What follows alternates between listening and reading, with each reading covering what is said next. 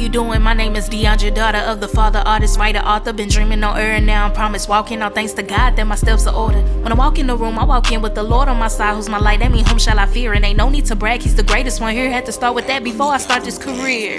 Getting a degree in communications, I'm building my show with healthy conversation. New music and new content on the way. AYE DeAndrea on IG. I'm grateful that God is with me, no matter who stays, no matter who leaves. And greater is he that is within me. My identity come from G-O-D.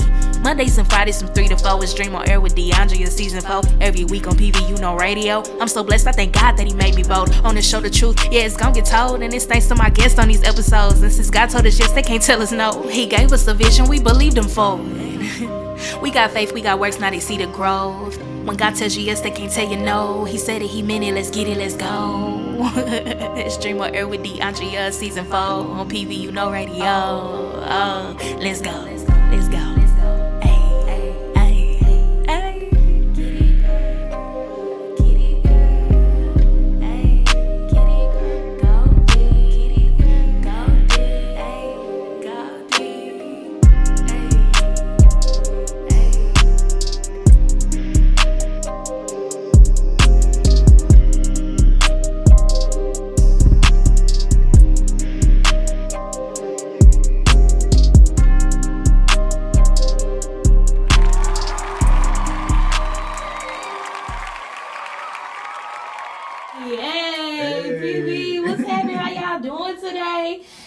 DeAndrea, and you are now tuned in to Dream on Air with DeAndrea. Y'all, we embarking on season 4, and I just finished having me a good old conversation with one of my good friends who's in the studio with me today, y'all. I'm so glad that he was able to stop by today, just sharing wisdom. You know, we're going to get right off into the conversation.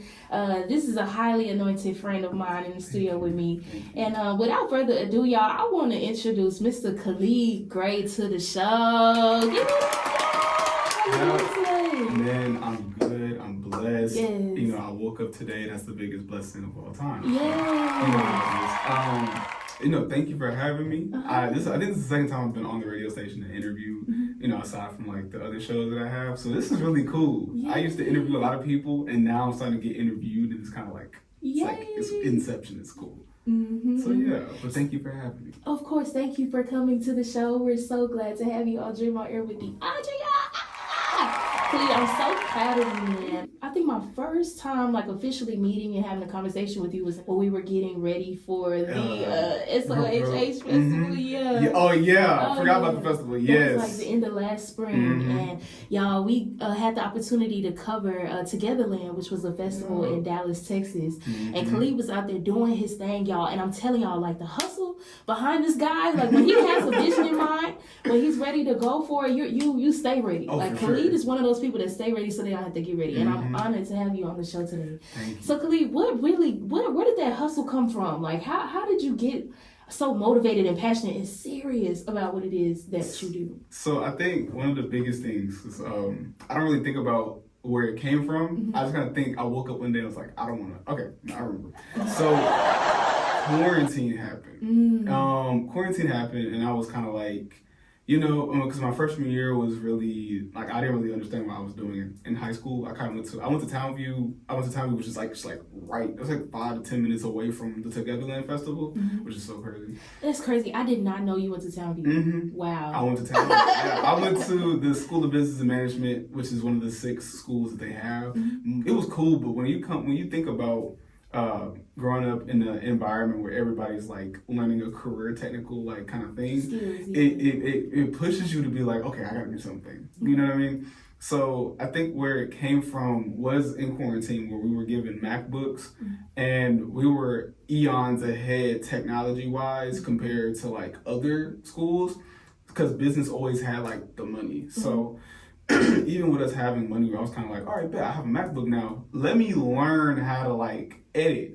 So I used to edit video game stuff on my phone, to make a little content. It was cool for a little bit, and then I got tired of it. My phone, I used to edit off an iPhone 7, and it was an amazing, amazing learning experience, because you learn, and I was addicted to just going there and learning stuff. But as time progressed and I learned how to edit fluently, I was okay, I'm pretty good at this. You know what I mean? So I took the time to learn my craft. I learned how to edit. I became like a small editor off of Twitter, and I would get little editing gigs for like $20. You know, I would be spending, I think, my whole day editing a video for like $20. Wow. And it was like, it's like, dang, it's $20, but it's my own $20. And I wasn't the traditional. I wasn't like. I worked hard for that $20. Yeah, I did. I was like, I worked real hard for the $20. You gotta how you live. Use what you have to get what you need. You do. Yeah, exactly. I got that high school diploma though, so that's not the point. That's the point. And it became big when I want to say I got pretty good at streaming, and I started streaming on Twitch, playing video games, and I used to stream for like hours, and I mean hours. Like I would put so much time into it because I would take the full stream, cut it down, make a funny video compilation, and then put it up. And then it got to the point where I had like two really good friends support me a lot.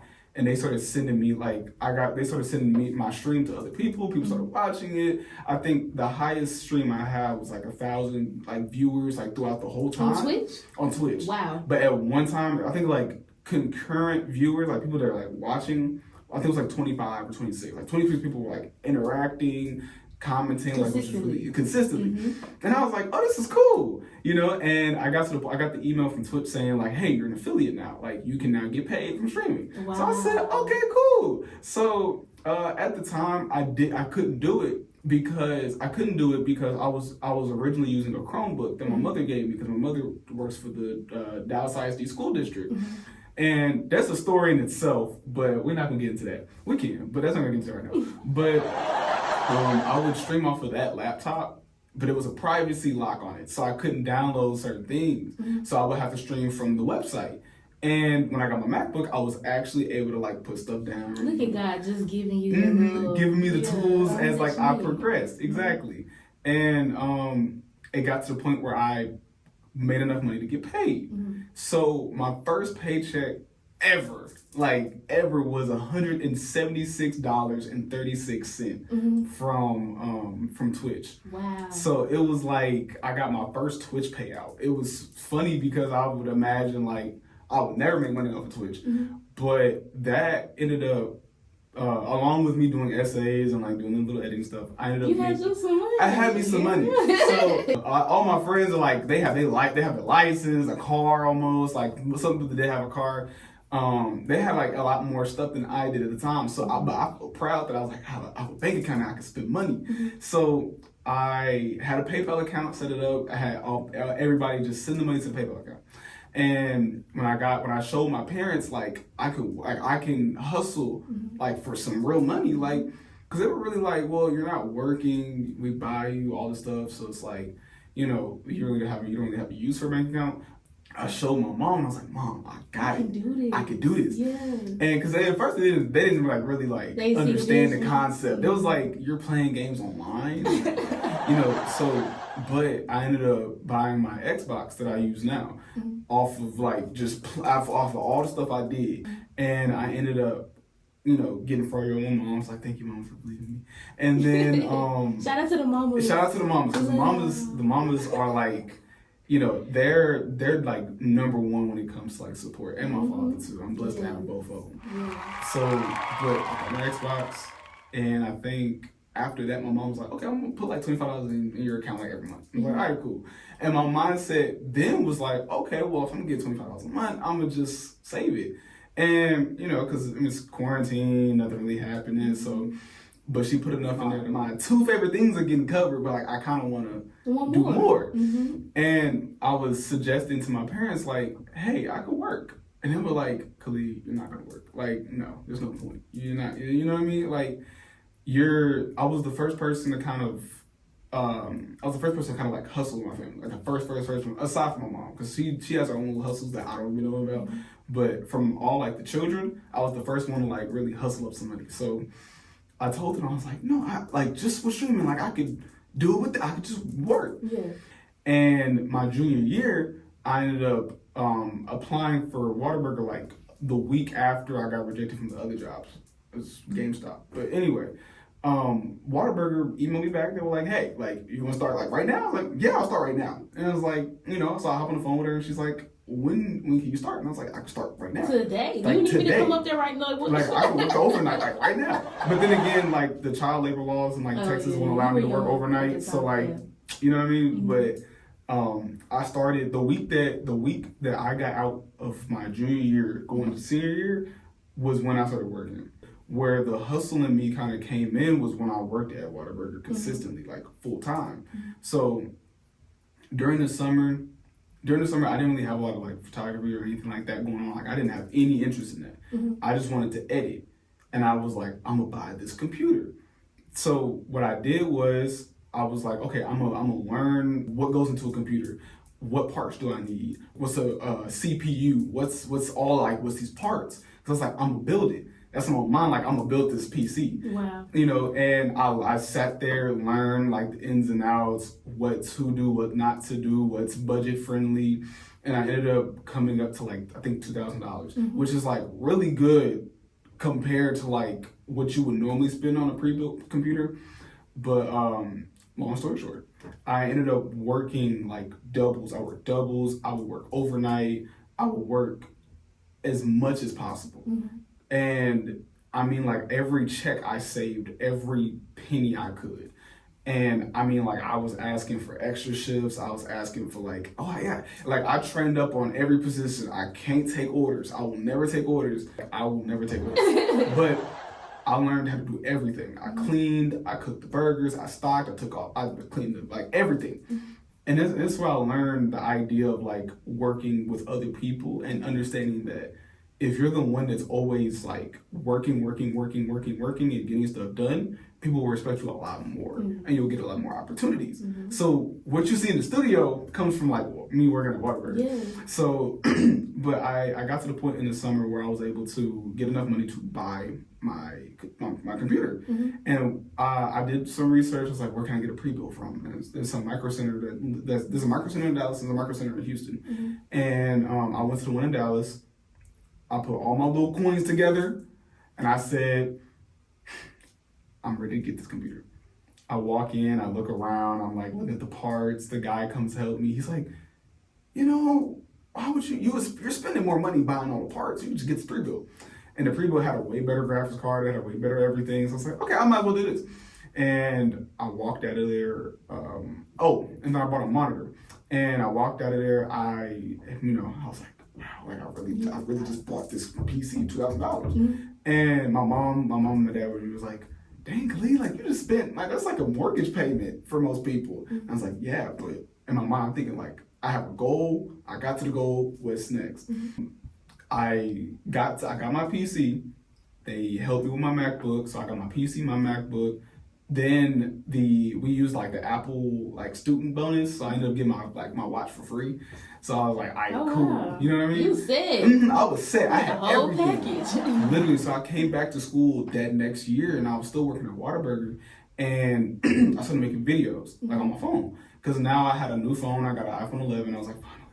So I was making a bunch of content, and I posted a Kendrick cover, kind of like reenacting like the scenes in it, and I did something reenacting Day and Night by Kid Cudi, and it was really cool. I love this song. You know what I mean? We gotta play it during the scene. We do.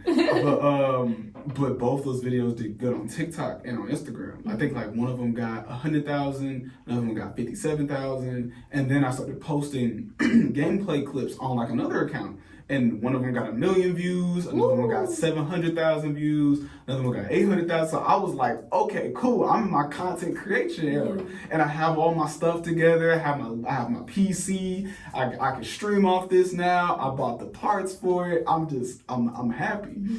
And during my time working at Whataburger, I was like, yeah, I'm just making money doing what I do. This is my extra. This life. But it got to a point where like fatigue started setting in, like my body couldn't do it. And it was weird because I would go to school tired. And it would be weird because I was like, well, I have all this energy. I'm a part of these clubs. And I started a basketball club on campus because we don't have sports. Not you hoop too. I hoop. Oh, that's big. We're going to say that for a different section. But yeah, I started a basketball club on my campus my senior year, and that's like one of my senior projects. Mm-hmm. And I was like, cause for the last like every year I tried to like do something big for the school because we don't have sports. Mm-hmm. So a lot of athletes, they go to that school, but they play for their home school. Mm-hmm. So I made something, it was cool, and it's still going now. Like, it's amazing. I check in on them like, hey, how's my club doing? They're like, it's still good. It's like, all right, cool. But yeah, so I got fatigued, and long story short, it just got to a point where I was like, I can't work here no more. Mm-hmm. And I told my boss, I told people around me, I was like, y'all, I'm about to put 2 weeks in. And it was like, no, don't leave. You're the only one. No, just kidding. No, like seriously, no. But at this point, I was leaving my shift early. Like I was tired. Like I was tired. Mm-hmm. Like I couldn't physically do that no more. Mm-hmm. And it got to the point where I was just like, oh yeah, I can't do this anymore. But this is how God worked. Mm-hmm. So I wasn't. Tell the people how God worked, Khalid. Mm-hmm. So this is before I even knew. Like, I was like, I knew God was real. Mm-hmm. I knew God was real. Mm-hmm. I prayed occasionally. Mm-hmm. I wasn't in the church, none of that, mm-hmm. right? And in a matter of 2 months, mm-hmm. I ended up getting an internship within my job description now. I'm in my relationship that I am with now.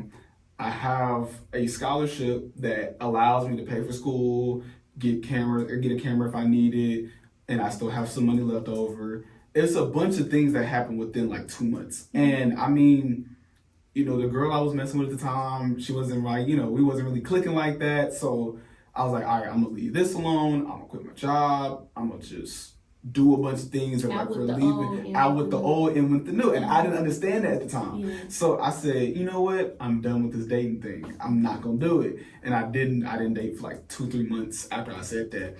And I won prom king with like my homegirl. It was cool because like we went to the same middle school together, so it was all cool. It was like strictly platonic, and I told Kelly that, my girlfriend, I told her that like after this, I was like, no. Hey Kelly, Khalid talks about you all the time. I do. You sound like such a sweetheart. She's amazing. She is amazing. But yeah, so God, I had a lot of stuff happen in like a span of like 2 months, and I still can't explain to anybody how that happened. I talk like, somebody popped up at the right moment. This deadline I met 2-3 days earlier than the deadline really said. It was a bunch of things that happened that I still can't explain. Mm-hmm. Specifically that scholarship, it was $10,000. And it wasn't like a direct scholarship. It was a Fidelity account that allowed me to take money in and out. And it just kept growing and growing and growing. And I got that as a scholarship. And then on top of that, I got another scholarship. There was a bunch of stuff that happened. And then my freshman year, we'll get into that. But I guess that's where it came from. That's a really long answer. But like all of like the tireless, like just working hard, making sure I have everything together, started from just like what I used to do, all like the little content stuff, and now what I do now. So yeah, that's a really long answer, but no, I'm glad that you shared your story with us, because a lot of times, especially when a person gets successful, people see them being successful and they're like, oh, but people don't know what it took to get there.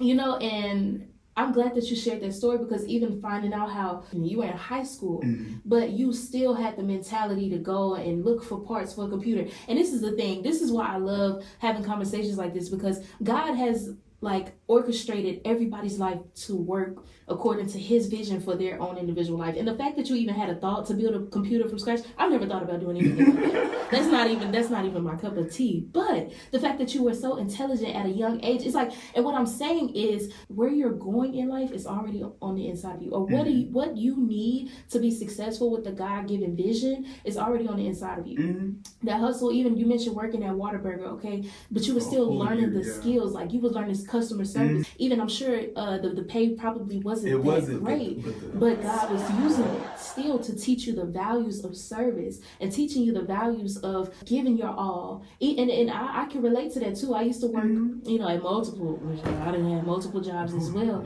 and I wasn't getting paid, a lot either. But God used those experiences to show me, DeAndrea, first of all, don't let money rule you, and especially when you're in fields like with serving people, it's like I don't know. It's like God was helping me to see how to love others, even, strangers, right? Serving, wiping tables, sweeping floors. There's there's humility in doing that. And you learn how to still okay, I'm not getting paid that much to do this, but I do care about the essence of this place. So let me contribute to keeping this up. Like God used those moments. It wasn't just about the money. There was character development that He uses those experiences for, And like how you said, like how hard you be going in the studio. And it's funny, y'all, people be calling Khalid, I need you to take my pictures. Khalid, can you it just happened right here. Yes, it was insane. I witnessed it happen, y'all.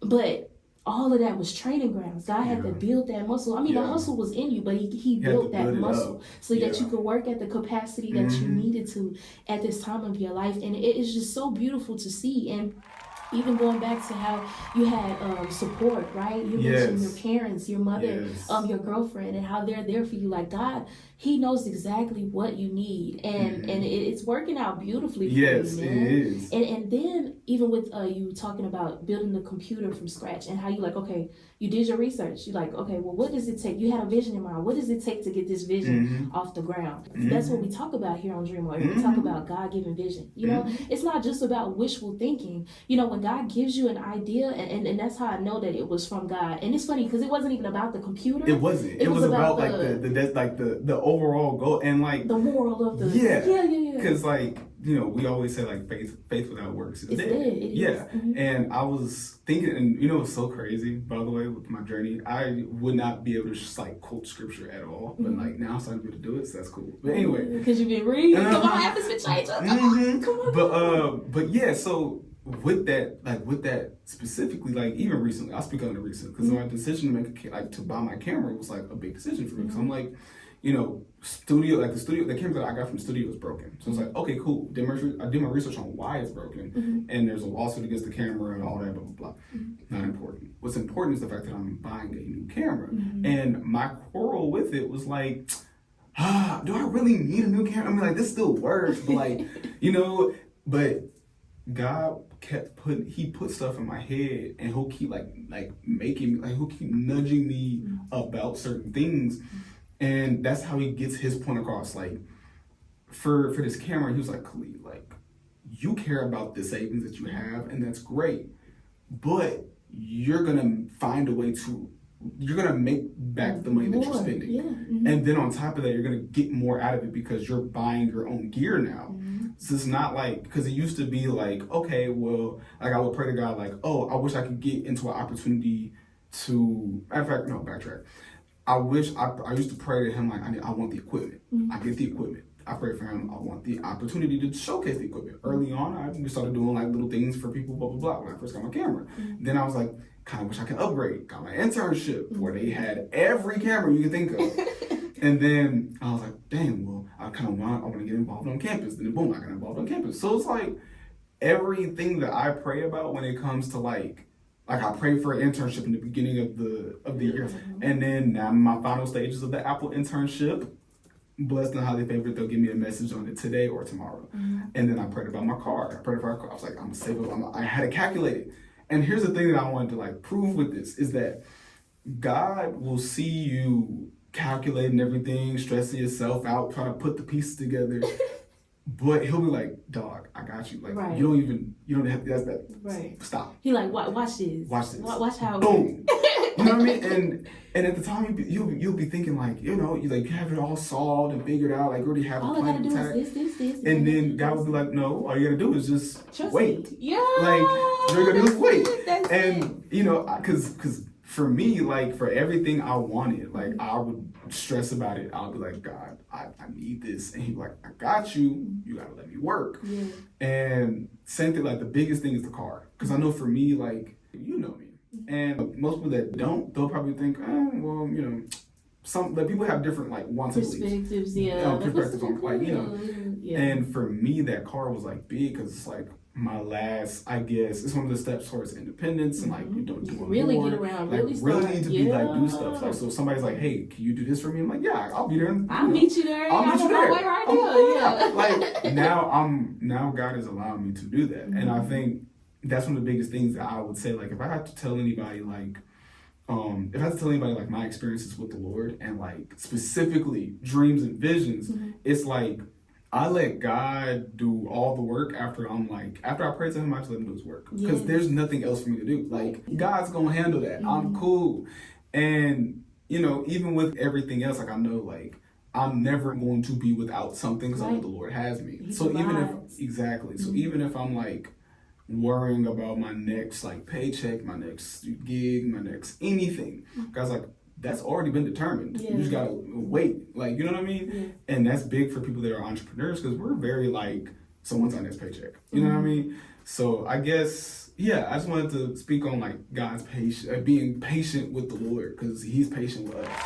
You know what I mean? Yes, he is. And then we was just talking about this earlier. The word of God is really simple. It is. It's very simple. And God means exactly what he says. Like when he says, ask and you shall receive. You shall receive. He means that thing. And I'm looking for the verse. I'm Go ahead. I'm gonna look for it. Okay, babe, put it up, because they see sometimes you gotta read exactly. These are not our words. This is what is in the word of God. And it's funny because, but you have to ask in faith, believing that he will perform on what you've asked. Yes. That is the word. Yes. And faith without works is dead, but so is works without faith. You gotta have them both. You gotta have both of them. And then even going back to how you said, like sometimes in our mind, we even when we get an idea, we call it our idea. It's really it's God's idea. And we're like, okay, this is all I gotta do. I gotta go here. Da, da, da, da, blah, blah, blah. And God's like, okay, yeah, you can do that, but we got to realize his ways are above our ways. Yes. His thoughts are not our thoughts. Like he sees everything. He is the orchestrator of all time. Like, and everything will always work out, y'all. Yes. And one of the verses I was going to mention was Philippians 4:19, which reads, "And this same God who takes care of me will supply all your needs from his glorious riches, which have been given to us in Christ Jesus." And that verse right there, I sent it to my brother the other night, but it kept playing back in my head as we're having this conversation. It's like, we're so caught up in how can I provide, or how can somebody else, how can man provide what I need? And it's like, there's been multiple cases where man will fall short, but God has never fallen short. So it's like, would you rather, you know what I mean? Would you rather put your faith in man, which has been proven to fail, or God, which has never failed anybody I know that accepts the Lord and Savior? Even people I don't know. Exactly. He don't fail. He does not fail. And that right there, that's one thing God can't do. He can't fail. So that's one of the verses I kind of want to tailor to it, because it's like it speaks volumes on giving your trust in the Lord and making sure that you really so I just wanted to mention that verse. That's all it was. No, that's good. And then it's like, y'all, God is faithful. He's faithful to do the things that he said that he would do. His word never returns to him void. And I don't mind being a mouthpiece for God anymore. I think that more people need to hear these type of conversations, because we're in a day and time where a lot of people have lost their faith. Yes. A lot of people have gotten confused. A lot of people don't believe. They don't know why they should believe. And it's like, all you have to do is give God a chance. And Khalid, I used to be so afraid to be vocal about my faith. Well, I would say I would fear the thought of coming on air with it. Yes, I would fear the thought about talking about God in my music. I would fear the thought of being on TV or in radio. And I used to pray for this too. And look, I'm actually able to do it. And I had to learn, like God had to get me to a point, like, daughter, I'm your God. I'm your Father. Don't fear, man. Do not be afraid. Do not be afraid of what people may say or what they may think, because like this dream on air, even being on air talking about God, incorporating him in our place. I mean, of course we're talking about other things. Yeah. But it's like he still provided an opportunity for somebody listening to be blessed. Yeah. Just by even a simple form of encouragement. Like what they overcame by word of their testimony. Like this is y'all just heard Khalid's story about how he went from working, at Whataburger, and I mean, even though that's not the moral. It's not the moral. That sounded really bad. But basically going from like not even knowing where I'm gonna end up to where I'm at now, it's like exactly where you need to be. It's crazy. Yes. And I kind of and I feel you on like the learning how to like appropriately. There's no way to like appropriately incorporate God into your life, because any way that you incorporate God into your life is great. But I get your point of like the hesitant, like the hesitancy of like being like openly Christian, because it is something that is not It's not pretty. It's not pretty at all. It's really not. And one of the things that, self-testimony, most recently, I can say that we've experienced it because when we went to blah blah blah. Ooh, that was right? big and shocking. We can go into we that. signed the NDA. We did. We can't. We can't. Oh dang. Okay. Well, Just know everything is. There's a certain the reality was shown. Not that it was good or bad. I'm just saying reality was shown, and it was like, it was one of those spiritual warfare kind of things. But something that I can share is one thing I can share is understanding that I had a friend group. I have a friend group back in Dallas that I'm no longer cool with. And the whole idea of like what we blew up our friendship over was kind of like, I would say it was stupid, to say the least. It was stupid. It takes time to have to realize that. You're like, dang, okay. And it was it was off of something that was like, we could have just talked this out. Like, it didn't have to happen. You didn't have to go that way. Yeah. And, just understanding that these people like trying to like, the one thing that both sides couldn't understand was I was forgiving both sides. No matter, even though both sides were going against each other and then get one against me, and then I was still the one that had to come back and apologize to both sides and still had to like Christianity. It was God like will have you doing stuff like that. Like stuff like that. Like, the patience I have is only because the Lord. That's only because the Lord supplied me with it. I prayed for patience, and then He put me through times where my patience is tried. Tested. And I'm like, yeah, God will test what you ask for. If you ask God, like, hey, I want to have more gigs, God's going to throw a lot of work towards your way. And it won't even be, sometimes it'll be paid, sometimes it wasn't. Or God will, if you ask for patience, ask for peace, He's going to put you through some times where it's like, you're going to have to find refuge in Him. And I promise you, during that whole month stint of us going back and forth and trying to reconcile a friendship, God was the only reason why I didn't go insane. Like, to be fair. Like, those are my people I grew up with, people, blah, blah, blah. And that, I mentioned that to say, like, God will put you in positions to be like, He'll test you and see if you really want what you're asking for.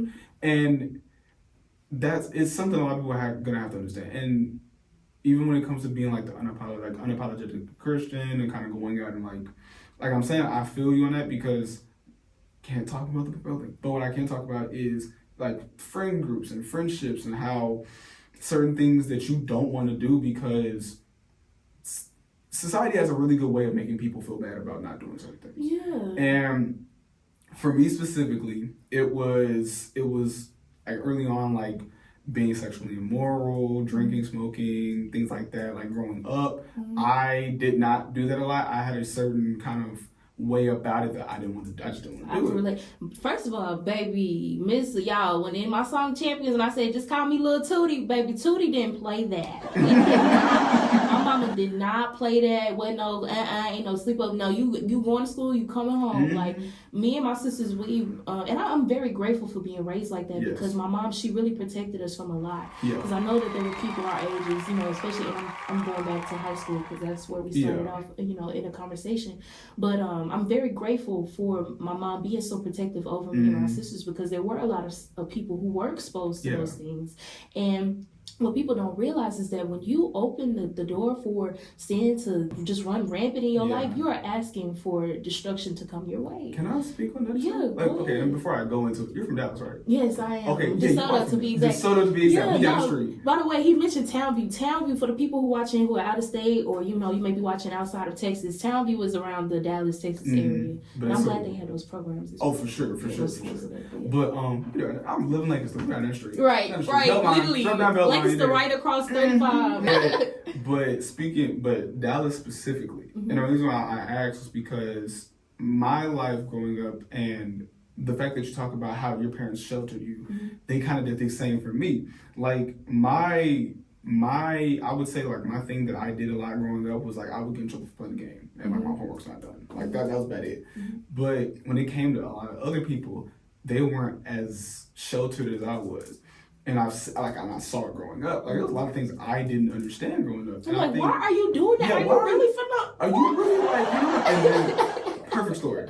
So when I was in middle school, I dated this girl. I dated this one girl, and she did not grow up how I grew up, you know. And we had two different upbringings. Hers was just with her mom, and she lived in like these like apartment areas. And I lived in a suburb of Lancaster, next to like the big Walmart. Like, you know, that was really it. And you know, when we weren't together, and I found out like the end of like my middle school years that she was like seeing somebody else like while we was together, she popped up the next year or two with a baby, and I was like, whoa. Oh. You see how God be protecting you? Like, and it's funny, you be thinking you want something so bad. So You're bad, like, why this don't work out? Why you just don't? And then like or you know, seeing like teen pregnancy scared me big, because I was like, it was so common. Like, because I went to Grindr, and it's like in like it's like in deep, you know where Sunset is? Or have Sunset Boulevard? The school. Oh no. Okay. Well, there's a school called Sunset. Sunset is like the school, like, you know how like certain schools have like a leniency, like you go to this school, then you go to this school for your middle school, then this school for your high school. Like if you went to Carter, I think your middle school was Atwell. Like stuff like I don't know where Atwell is. You know where Atwell is? Okay. You know the elementary school over there? People that went to school by Atwell. Yeah. I went to Del Turner. I didn't go to Atwell. I went to Grindr, and but my brothers did. But that's not the point. But point is, like, a lot of the stuff, like, I saw teen pregnancy a lot. Like, a lot of people that I was cool with ended up having a baby. Or second was people like passing away, like getting murdered. Like, it was things. Young babies, really. Like babies. And at the time, I was thinking, like, I had a friend on a radio show, same kind of thing like this. We had a whole radio station at my high school, and I think junior year, we were recording one year, and we had I'm trying to think of his name. I want to let you know we're gonna have to have a part 2 to this episode. I feel you. Yeah, okay, this is good though. I'm cool. No, you good. Let's go. We need to finish this. Okay, cool. Yeah. But I'll make it quick. But my co-host, I'm gonna host a part of the show. He ended up getting killed, and it's like halfway through the season of the show, and we're like, where is he? Like, he hasn't showed up. Where's going on? And we found out he passed away, and we're like, wow. And it was one of like the biggest, because I've heard of people passing away, being murdered, but I've never had a personal connection to any of them until I heard about his situation, and I was just like, wow. And it really gave to like the idea that, because how I grew up, I wasn't out past like 9 or 8, like 9 or 10. Like if I wasn't going out to like an event or anything like that, I wasn't out. I was in the house. I was always kind of like making sure that I was abstinent. Like, I didn't practice sexual immorality. I didn't go out and like parties. Cause like I've heard like horror stories from like both my friends in Baton Rouge and from my friends down here. Like, you know, I don't want to be 25, 27 with children but not having my life established. Like, things like that. And there's I'm not like shaming anybody. Right. By the way, if you did do some of the things like, if you do the things, like, we're not shaming you. We're just, first of all, sheltered kids don't really have an opportunity to talk about the other side. Yeah, because it's the other side. It ain't no shade to y'all, but we are grateful that God has spared us from some of those experiences because it's just tragic, and then just being so young, having to go through like life-changing things, like and then you mentioned like even as a teenager, like you're still developing. There's still things about yourself, about life that you just do not have the capacity to understand yet. You won't understand until you get older. Like just how like 20-somethings, you know, I'm about to hit mid 20.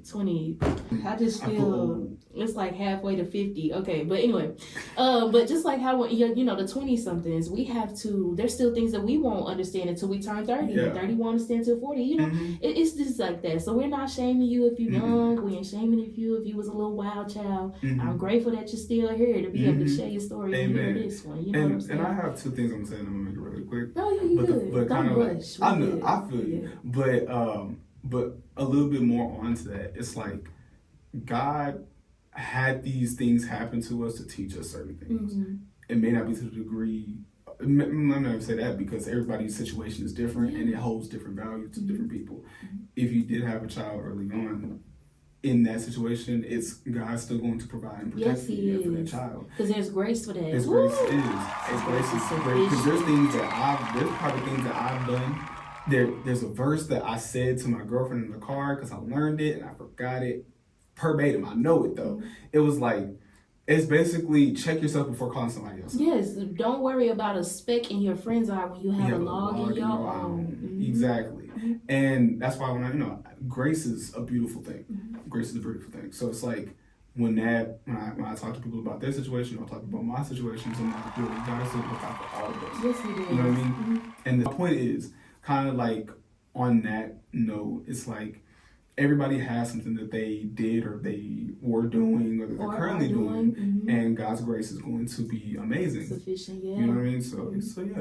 And His mercy is new every morning. And this is another thing. I'm so glad that you brought this up too, because that's another thing. I'm not perfect at all. Nobody's perfect. And then even with the you got it. Go ahead and say it, because I'm gonna put mine here so I won't forget. Go ahead. So I was gonna say nobody knows what they're doing. Nobody, because you were mentioning like this is your first time being 20-something, this is your first time being 30. Nobody knows what they're doing. Like, people will say that genuinely, like, even like for me as a photographer, half the time y'all probably think like, oh, he's real professional. Like, I don't know. Like, I'll be trying stuff mid-shoot. The Lord said, in everything that you do it in excellence. And that includes even in the times where you don't know what you're doing. Exactly. You got to keep the right mentality. You got to keep an open mind and be ready to give your best. Even if you mess up, even if it turns out to be one of the worst things ever, at least you try. And but the thing is, you learn from it. And like I said, nobody knows what they're doing for real. Like, everybody is still entering like the first stages of something.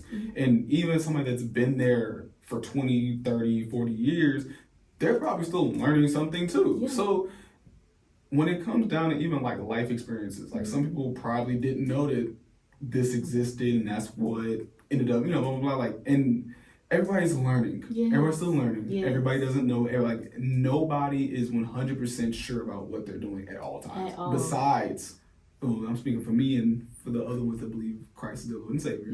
The only thing that we strongly believe is that Christ is love and Christ is for us. Yes. Everything else, I'm still like, hey, I'm winging it at this point. But God's mercy is also a beautiful thing because He'll save you from situations what you do deserve. And I kind of want to speak on that because homecoming for me, and this is like a real life testimony. Homecoming for me was crazy. Like, I'm gonna be real. I was under the influence while being at this homecoming party, and two situations happened that God should have really just been like, "Hey, this is your consequence. Lock them up. Don't take them. Don't take them." But God understood. God was like, you know what? I'm gonna give you a pass. Yeah, I'm gonna give you a pass. Ain't he good? You praised him. You told him thank you. I tell you, we're gonna get into it. So the first instance was me, my roommate, and two other dudes that were like way more under the influence than I was. And the original guy, and I'll make it quick because it's so long, so I'll make it quick. The original guy, he had tried to like dance on my homegirl. Wasn't going for that. She said something, he blew it off, but my homeboy, my roommate, he said something to the guy. Yes. His homeboy heard what my roommate said and just was making a scene. And they didn't look, they weren't PB students. I could tell they weren't PB students. They were just looking to have, they were just drunk, they were looking to have some trouble. And the guy thought I said it. He directed his energy towards me, said I was going to do X, Y, Z to you. I said, hey, I didn't say it.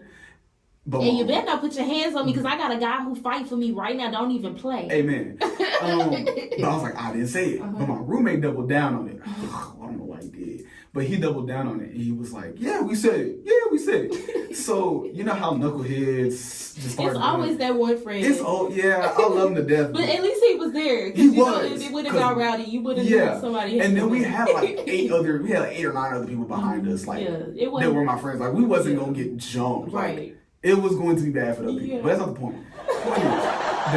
It escalated into somebody reaching for a weapon. And in my mind, I was like, okay, this is it. Like, something's about to happen. I don't want to be on it. He was looking at me the whole time. He wasn't looking at my roommate. He was looking at nobody else. He was looking at me.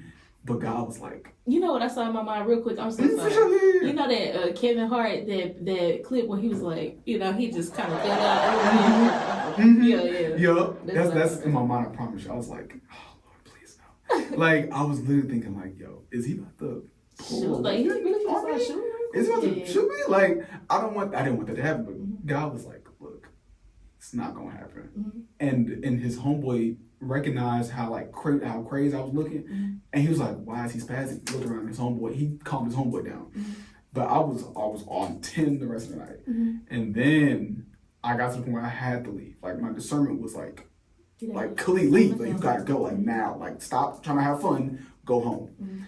And I should have listened to my roommates.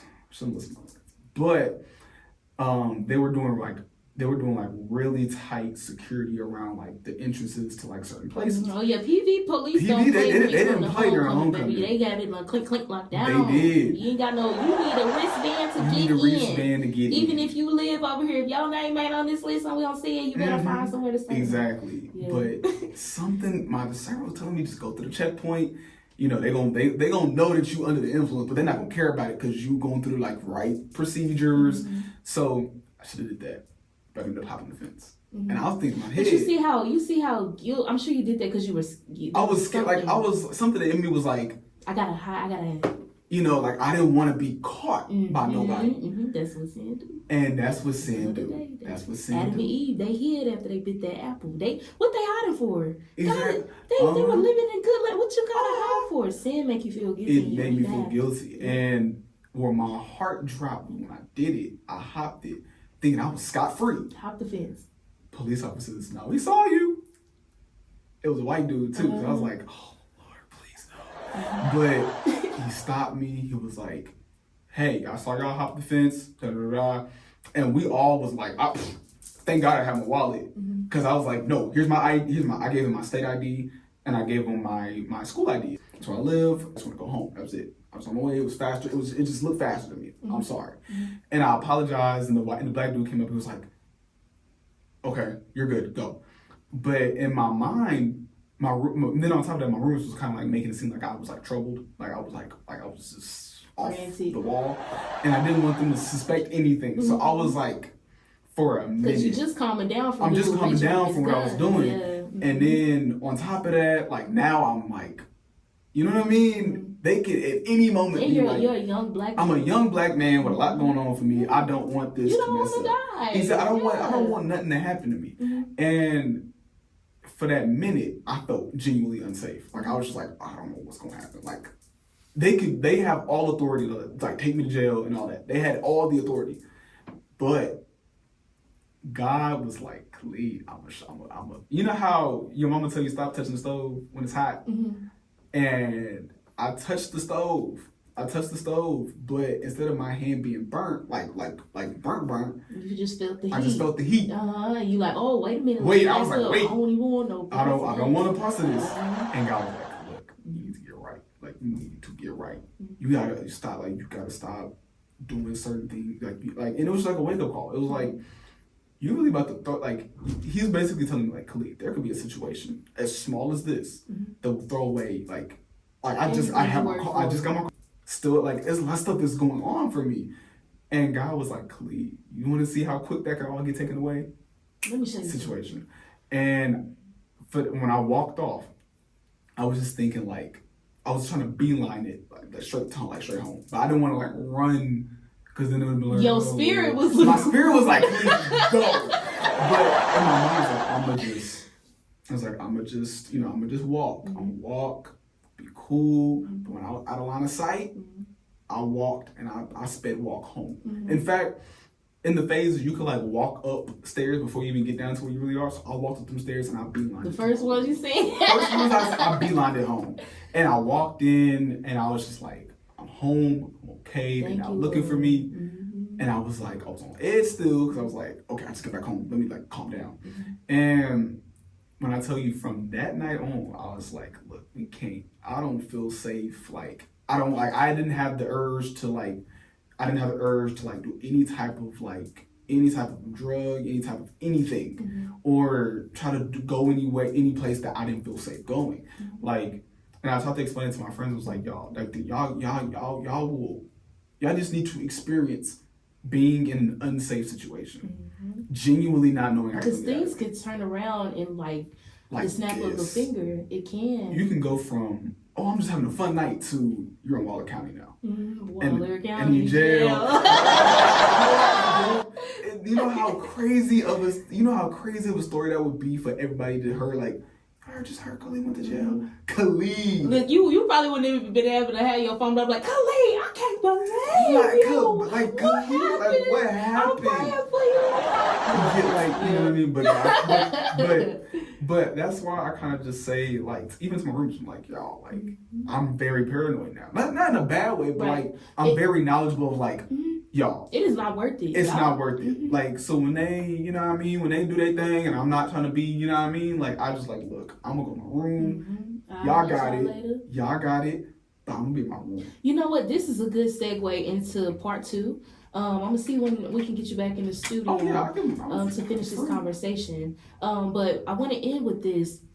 And I love how you're still, because this is the thing, as a Christian, we're not perfect, but we also have to be aware, especially when you're blessed to have discernment, like when you hear God, and especially when you feel that tugging on your heart. Not everybody has that. So it's like once you take heed to God actually taking the time out to warn you and speak to you and lead you and let you know, hey, it's time to go, or hey, it's time to go, or you know, it's important to listen when God gives you those urges, because He is trying to protect you for something. And I love how you mentioned His grace and His mercy, because it also protected you. He allows you to get scared a little bit. Yeah, He was like, I'm gonna show you. He covered you. He's like, ain't nothing gonna happen, but I just need you to see. Like, you what know, could happen. Exactly. And it even in, you know, all things work together for the good of us that love the Lord, who are called according to His purposes. Even when things don't look ideal, or even when you are in a situation you're like, oh my God, what can happen? You don't know. God's grace is sufficient. He gonna cover you. You're gonna be good. And I want to end with this too. You mentioned how sometimes, you know, you still have friends. They're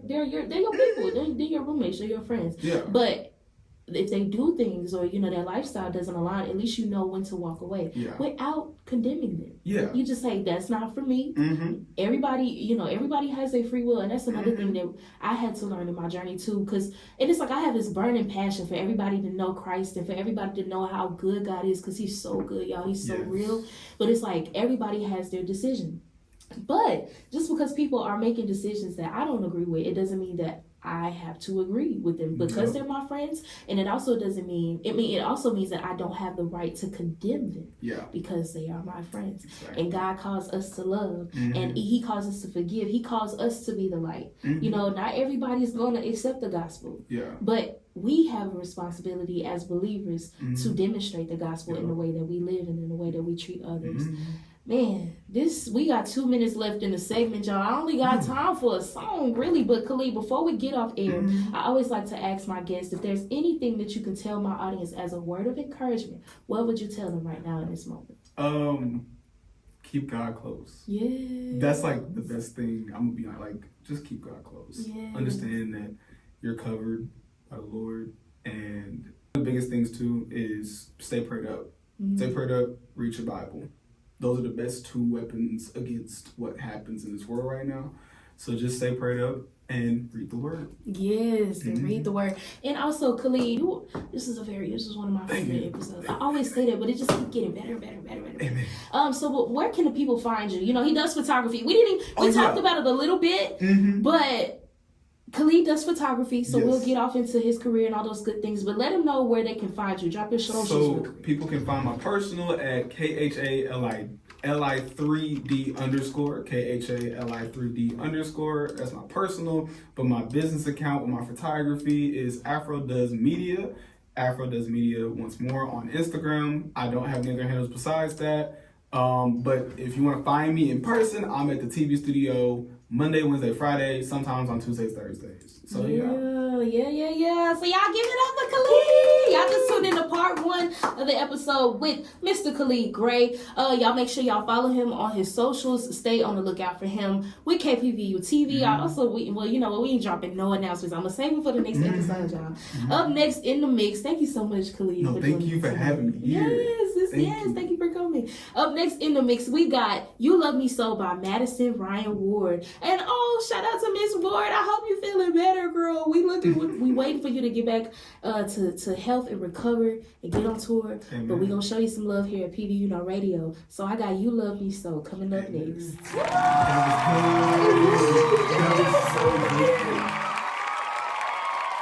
Hey, how you doing? My name is DeAndre, daughter of the father, artist, writer, author. Been dreaming on earth, now I'm promised walking. All thanks to God that my steps are ordered. When I walk in the room, I walk in with the Lord on my side, who's my light. That mean whom shall I fear? And ain't no need to brag, he's the greatest one here. Had to start with that before I start this career. Getting a degree in communications, I'm building my show with healthy conversation. New music and new content on the way. AYE DeAndrea on IG. I'm grateful that God is with me, no matter who stays, no matter who leaves. And greater is he that is within me. My identity come from G-O-D.